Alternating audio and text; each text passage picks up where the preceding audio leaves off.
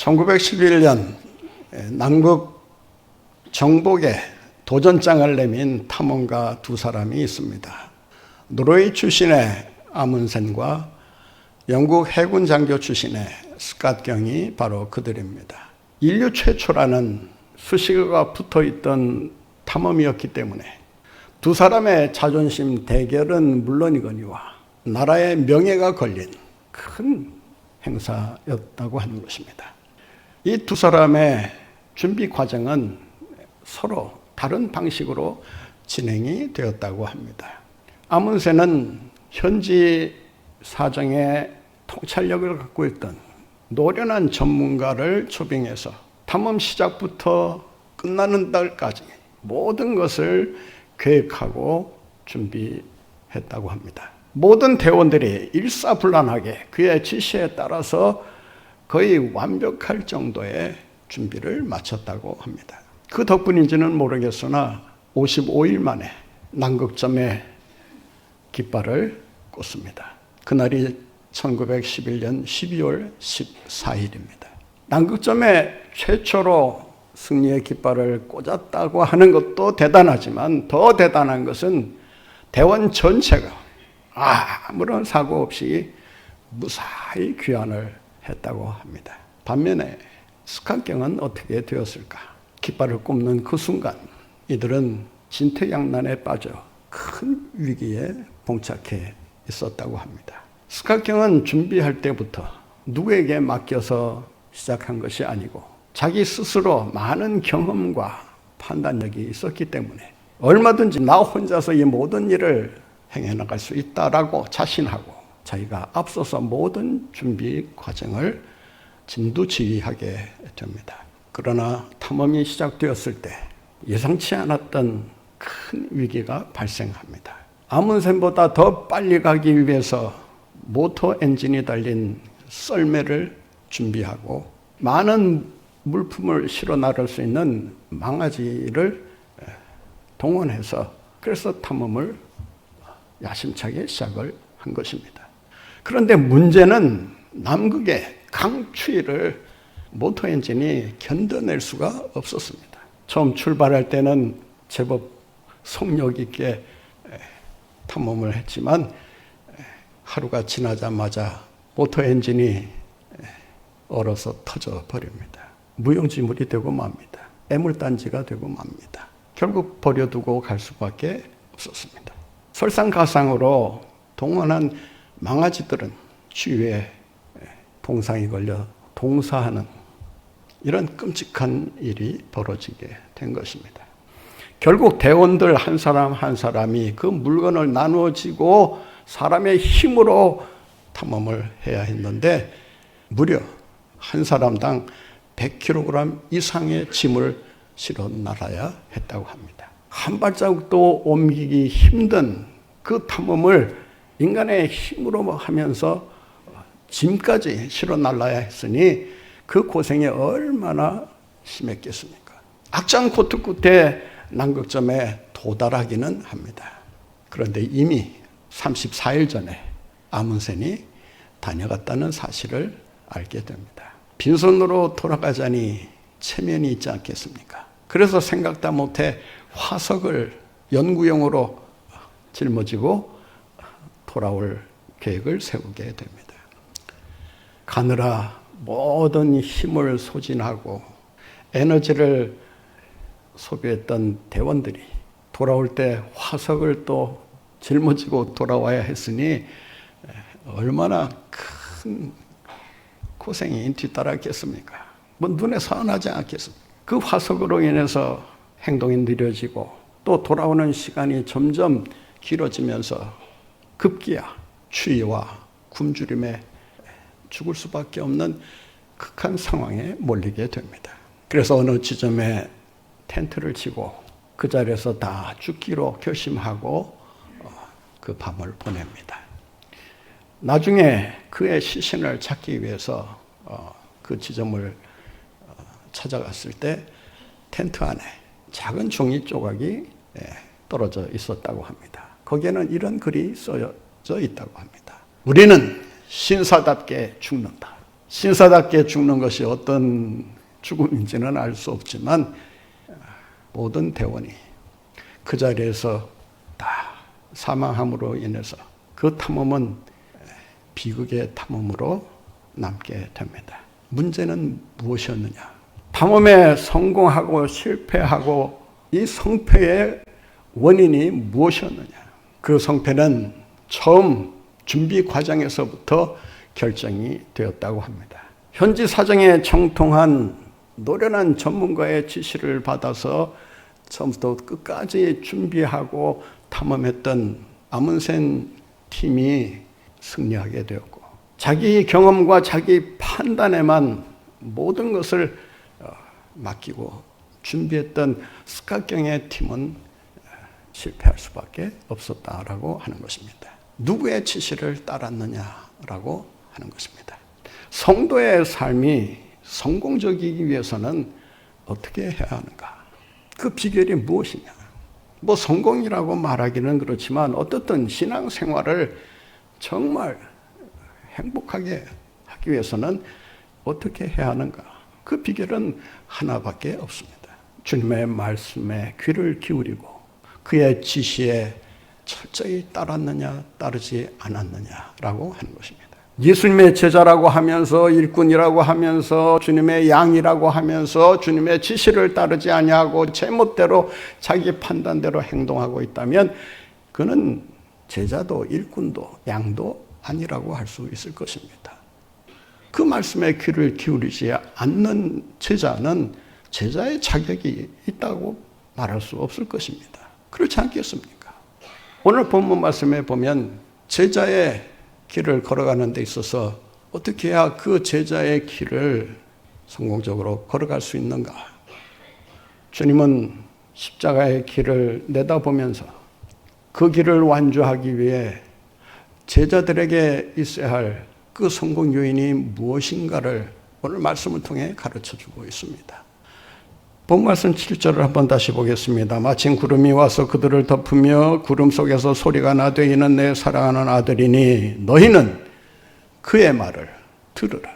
그의 말씀에 귀를 기울이고 그분의 지시에 철저히 순종하고 따르라 라고 하는 말씀입니다. 우리 한번 따라해 보실까요? 너희는 하면 여러분은 나는 이렇게 말씀하시면 좋겠죠? 너희는 그의 말을 하면 여러분은 예수님의 말을 이렇게 하셔야지. 다시 한번 하겠습니다. 너희는 그의 말을 들어라. 듣고 계십니까? 듣고 계시다면 여러분들은 주님의 제자임이 분명합니다. 그러나 많은 경우에 주님의 말씀을 제대로 듣지 않고 탐험가 스캇경처럼 자기 경험과 자기 주장과 자기 의견만을 앞세워서 살아가려는 사람들이 있습니다. 다시 말해서 자만심이라고 하는 이물질이 통로를 막고 있기 때문에 주님의 말씀이 들려오지 않는 것입니다. 신앙생활에 있어서 비극이란 무엇입니까? 들려와야 할 말씀이 들려오지 않는다는 것입니다. 귀가 어두워지고 귀가 점점 닫혀지면서 주님의 말씀을 들을래야 들을 수 없는 상황, 그 상황처럼 비참한 상황이 어디 있겠습니까? 어떤 상황에 우리가 처해 있다 하더라도 하나님의 말씀이 들려오고 있다면 우리는 거기서 희망을 가지고 일어설 수 있습니다. 아무리 코로나 상황이 악화되고 변종 바이러스가 오미크론 그 다음에 계속되는 변이가 나타날 것으로 예상하면서 경고하고 있지만 그런 상황에 우리가 처해 있을지라도 주님의 말씀이 들려오고 있다면 우리는 결코 실망하지 않을 수 있다는 것입니다. 오히려 절망을 소망으로 바꾸어 나갈 수 있다는 사실을 우리가 잊지 말아야 할 것입니다. 자만심은 주님의 말씀이 들려오는 것을 가로막습니다. 그 말씀을 왜곡시켜서 우리로 하여금 전혀 다른 소리를 듣게 만듭니다. 자만심에 가득한 사람의 특징은 이것입니다. 자기가 정답이다. 내 말을 따르라. 자기 확신과 주장을 내세우면서 자기 말이 옳다라고 강조하며 사는 것입니다. 자기가 옳고 자기가 정답인데 또 다른 정답을 들을 필요가 뭐가 있겠습니까? 그래서 정말 들어야 할 주님의 말씀을 거부하는 것입니다. 언제나 하나님의 말씀 앞에 겸손히 엎드릴 수 있어야 합니다. 주시는 말씀을 나에게 주시는 말씀으로 받고 그분의 지시에 순종하며 따라가야 하는 것입니다. 자만심이 있는 한 우리는 신앙생활을 결코 성공적으로 행할 수 없다는 사실을 알아야 합니다. 운동선수 중에 뛰어난 선수로 활약하는 사람들을 보면 두 종류의 선수가 있습니다. 하나는 타고난 재능이 남달라서 그 재능을 발전시켜서 누구도 흉내낼 수 없는 그런 경지에 오른 뛰어난 선수가 있습니다. 또 하나는 타고난 재능은 없어도 정말 피눈물 나는 훈련을 반복하면서 나름대로 경지에 오른 뛰어난 선수가 있습니다. 그런데 재능을 가지고 타고난 이 선수들이 다 성공하느냐? 그렇지 않다는 것입니다. 오히려 실패할 확률이 훨씬 높다라고 하는 것입니다. 그 이유가 무엇이냐? 그 실패의 원인을 찾아보면 자기 실력을 믿는 나머지 코치의 말을 듣지 않는다는 것입니다. 자기 나름대로 자기 방식을 가지고 살기 때문에 다른 사람들이 얘기하는 것을 전혀 귀담아 듣지를 않는다는 것입니다. 자기 주장과 자기 의견이 너무 강하다 보니까 코치와 항상 갈등을 빚고 감독과 마찰을 빚으면서 자기 실력을 제대로 발휘하지 못하게 된다는 것입니다. 자만심에 빠져 결국 하류 인생을 살아가게 되는 것입니다. 신앙생활도 그렇습니다. 정말 성숙한 신앙생활이란 자만심을 버리는 데서부터 시작된다는 것을 알아야 합니다. 왜 하나님의 말씀이 들려오지 않는 것일까요? 왜 들을 수 없는 것일까요? 왜 하나님의 말씀에 귀를 기울이지 못하는 것일까요? 듣는 척하기 때문입니다. 듣기는 듣는데 속으로는 딴 생각하고 듣는 것입니다. 하나님의 말씀이 들려오긴 들려오는데 그 말씀을 들으면서 딴 생각에 사로잡혀 그 말씀을 흘려듣는 것입니다. 한 귀로 듣고 한 귀로 내보내는 이러한 행동을 반복하게 됩니다. 결국 귀가 어두워지는 것입니다. 듣는 척하는 것을 좀 고급스럽게 표현하면 유사경청이라고 합니다. 경청은 경청인데 유사한 경청이다 그 말이에요. 유사한 경청이란 뭐냐? 경청하면서도 생각은 다른 데 가 있다는 것입니다. 말하기를 좋아하는 사람들이 있습니다. 대부분이 그래요. 듣기를 좋아하는 사람 많지 않습니다. 둘 중에 어느 쪽을 택하겠느냐라고 물어보면 말하는 쪽을 택합니다. 듣는 일은 생각처럼 그렇게 쉬운 일이 아닙니다. 시중에 나온 책들을 보면 말하는 법에 대한 책은 많아요. 스피치를 어떻게 할 것이냐 그 요령을 가르치는 책들은 많이 나오지만 듣는 법을 가르치는 책은 많지 않습니다. 그만큼 듣는 것이 힘들다는 것입니다. 왜 힘드냐? 말하는 속도보다 듣는 속도가 훨씬 빠르기 때문이라는 거예요. 그러니까 사람이 말하면 바로바로 듣기 때문에 그 사람의 말보다 듣는 게 훨씬 빨라지다 보니까 그 사람이 말하고 있을 때 그 시간에 다른 생각을 하는 것입니다. 눈은 분명 그 사람을 향해 있는데 나중에 물어보면 뭐라고 말했지? 엉뚱한 소리를 하는 것입니다. 말씀을 들으면서도 딴 생각이 여러분의 머리를 지배하고 있으면 제대로 들을 수가 없습니다. 여러분이 집에 가셔서 차를 타고 가시면서 오늘 목사님이 무슨 설교를 했나 한번 기억해 보려고 한번 힘써 보세요. 90% 이상을 잊어버렸으면 그날 설교를 제대로 듣지 못한 것입니다. 제목도 생각 안 난다. 이거는 그 예배 시간을 그냥 헛되게 왔다 간 것에 불과합니다. 듣는 척 해서는 안 됩니다. 왜 우리가 말씀에 귀를 기울이지 못하는 것일까요? 저의 말을 들으라!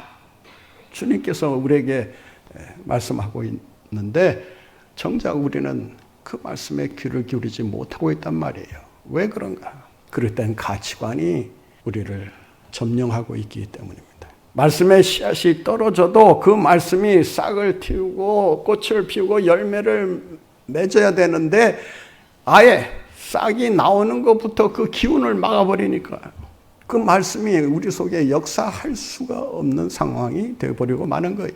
씨 뿌리는 비유에서 보면 이 가시덤불에 뿌려진 씨앗 비유가 나오지 않습니까? 아무리 좋은 씨앗을 뿌리고 생명력이 강한 씨앗을 뿌렸다 하더라도 가시덤불이 그 기운을 막아버리면 그 씨앗은 싹을 틔우지도 못한 채 그 자리에서 사멸하고 말 것입니다. 어떻게 해야 우리가 하나님의 말씀에 귀를 기울이고 그분이 우리에게 내리시는 지시에 순종하며 살아갈 수 있는가? 말씀이 들려와야 합니다. 말씀이 들려와야 한다는 말이 무슨 말인가? 내가 귀를 기울여 들으면 되는 거 아닌가? 내가 원하면 내가 원하는 대로 말씀을 들을 수 있지 않느냐라고 반문하실지 모르겠습니다. 그런데 말씀을 듣는 것은 말씀이 들려와야 듣는 것입니다. 말씀이 들려오지 않으면 그 말씀을 전혀 들을 수도 없고 이해할 수도 없고 내용이 무엇인지 파악할 수도 없습니다. 오늘 17절 말씀에 보면 하늘로부터 이 말씀이 들려옵니다. 그의 말을 들으라. 이 말씀이 들려와야 그래야 우리의 삶이 그 말씀을 통해서 변화가 됩니다. 말씀의 힘이 우리 속에 역사하기 시작하면서 우리의 영혼이 소생하게 되고 소망을 가지고 다시 일어서게 됩니다. 다시 말씀드려서 영혼의 부흥이 일어난다 그 말이에요. 부흥의 해를 왜 합니까? 외식하듯이 그냥 매번 먹는 밥이 물리니까 좀 새로운 맛이라도 좀 한번 맛보자. 그래서 외부 강사를 모셔다가 말씀을 듣는 것입니까? 그게 부흥입니까? 진정한 부흥이라고 하는 것은 잘 들으세요. 말씀이 들려와야 합니다. 말씀이 들려오고 그 말씀을 내게 주시는 말씀으로 받을 때 그때 비로소 부흥이 일어나게 되는 것입니다. 외부 강사를 100사람, 1000사람 불러다가 말씀을 듣는다고 해서 부흥이 일어나는 것이 아닙니다. 말씀이 들려와야 합니다. 그런 의미에서 우리 교회 수준이라고 할까요? 부흥회를 달리 할 필요 없어요.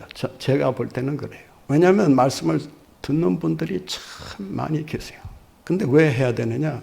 한두 사람이 꼭 안 듣고 있기 때문에 그 사람을 위해서 부흥회를 하는 거예요. 말씀을 전할 때마다 그 말씀이 들려오면 하나님의 말씀으로 들려오면 따로 부흥이 필요 없다니까요. 자꾸 뭔가 컬컬하다. 이런 쓸데없는 말이라고 하긴 그렇지만 성숙한 신앙인답지 않은 이런 모습을 보일 때가 있습니다. 제가 이 말씀을 준비하던 중에 그 요시다 오노라고 하는 그 일본 여성의 간증 이야기를 읽게 되었습니다. 큰 교통사고를 만나서 전신마비가 됩니다. 신경이 끊어지고 뼈가 부서지고 옴짝달싹할 수 없는 그런 상황에 처하게 됩니다. 다른 사람의 도움 없이는 조금도 움직이기 어려운 그런 상황에 몰리게 됩니다. 수술도 여러 번 했지만 나아질 기미가 보이지 않습니다. 나아질 기미는커녕 고통이 하루하루 순간순간 계속 엄습하기 때문에 이루고 살아야 되나라고 하는 그 고민이 말로 닿을 수 없이 컸다고 하는 것입니다. 수술해도 나아지지 않고 고통은 계속되고 이런 식으로 내가 도대체 살아야 할 이유가 뭔가 극단적인 생각을 하고 있을 때 문득 떠오르는 생각이 있었습니다. 남편이 사냥하기 위해서 늘 가지고 다니던 엽총이 방구석 어딘가에 있다는 생각을 합니다. 움직일 수가 없으니 몸을 있는 힘을 다해서 뒤치다거리면서 침대에서 떨어집니다. 그리고 두 손으로 하여튼 간신히 기어서 조금씩 이렇게 그곳을 향해 가고 있는데 하도 몸부림치다 보니까 탁자를 건드리게 됩니다. 탁자 끝에 놓여있던 리모트 컨트롤러가 떨어지면서 놀라운 일이 일어납니다. 어떤 일일까요? 여러분도 아마 그런 경험을 하셨을 것 같은데, 이 리모트 컨트롤러가 떨어지면서 TV가 켜지게 돼요. 채널이 갑자기 바뀌면서 기독교 방송이 방영되기 시작했다고. 그때 그에게 들려온 말씀이 듣는 자는 살아나리라 라고 하는 요한복음 5장 25절의 말씀이 그에게 확 와닿게 됩니다. 그 말씀 듣는 순간 온몸에 전율이 일어나면서 그래, 소망이 있다, 살아날 수 있다, 소생할 수 있다, 믿음을 가지게 됩니다. 믿음은 들음에서 나며 라는 말씀이 이를 두고 하는 말씀이라고 할 수 있습니다. 그 믿음이 생기자 좀 전만 해도 극단적인 선택을 하려고 했던 그것이 얼마나 어리석었는가를 깨우치고 회복을 위해서 전력 투구를 하게 됩니다. 사랑하는 성도 여러분, 말씀이 들려올 때 살아납니다. 말씀이 들려올 때 살아납니다. 믿으십니까? 말씀이 들려올 때 소망이 일어나는 줄로 믿습니다. 말씀이 들려올 때 여러분의 영혼이 부흥하는 줄로 믿습니다.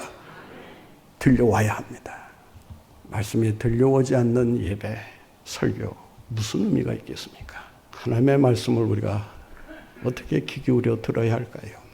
내게 주시는 말씀으로 받아야 합니다.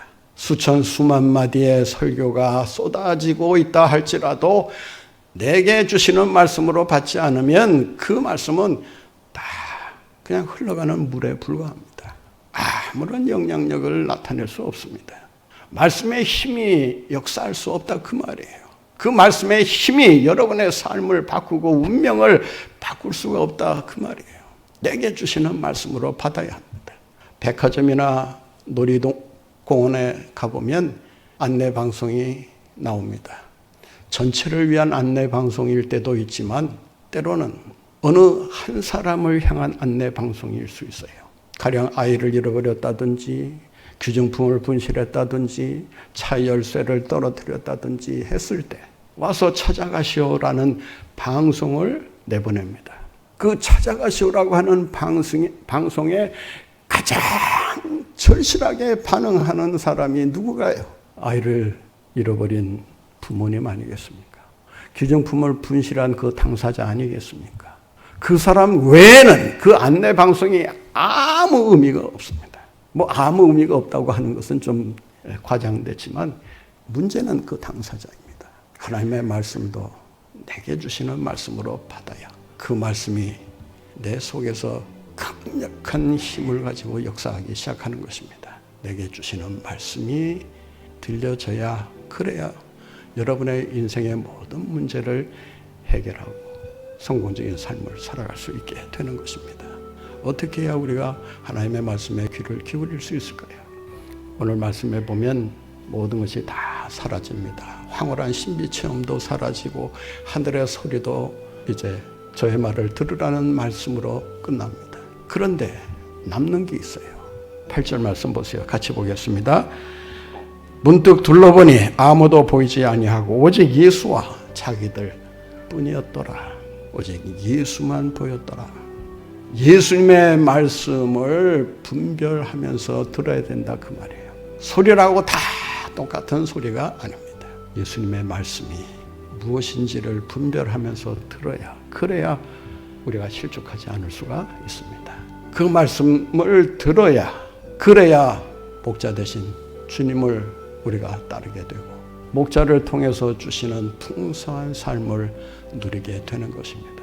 요한복음 10장에 보면 그의 말씀을 듣고 따르는 자에게는 들어가며 나아가며 복을 얻게 해주시겠다라고 약속하고 계십니다. 이러한 축복이 여러분 모두와 함께 하시기를 간절히 바랍니다. 하나님의 말씀이 들려와야 하고 그 들려오는 말씀이 내게 주시는 말씀이어야 하고 그 말씀이 예수님의 말씀이어야 한다는 것을 기억하고 그 말씀을 귀 기울여 듣고 그분의 지시에 순종하고 따라가는 가운데 하나님의 영광을 나타내며 복되게 살아가시는 여러분들 모두가 되시기를 바랍니다.